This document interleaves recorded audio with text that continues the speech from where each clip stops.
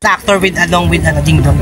Very honored po na makasama ko si Kuya Dong dito and at the same time thankful po ako sa recognition for 5 breakups in a romance. Kinabahan ka ba? Kasi syempre, ang bibigat ng kalaban mo. Oo po naman, syempre, hindi po basta-basta yung mga nominees po dito sa Movie Actor of the Year, pero magpasalamat po ako for this award and of course to the members po of the PMPC.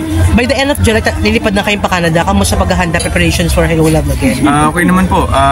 Nagtatapos lang po ako ng mga few taping days po with Pulang Araw para makalipad. And then pagdating po doon, dire-diretso po yun kasama yung Sparkle World Tour po na concert. Pero gano'n ka-excited to work again with Catherine? Yes po, very excited po and looking forward kasi it's been 5 years po since our last film together, and at the same time parang yun po yung chance namin para makapag-work ulit, and of course to retell the story of yung sequel ng Hello Love Goodbye. Then bali tapos mo na yung Pulang Araw before you leave for Canada, or may maiiwan ka pa rito mga scenes? May pagbalik ko dito. Tuloy pa rin.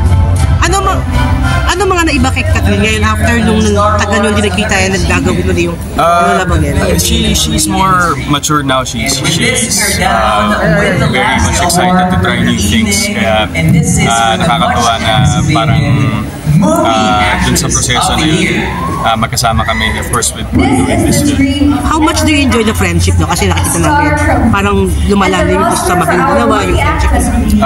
Opo, okay naman po. Okay na lang. Balik niyo ba din, iba na yung status sa relationship niyo ni Catherine? Wala po. Sorry po.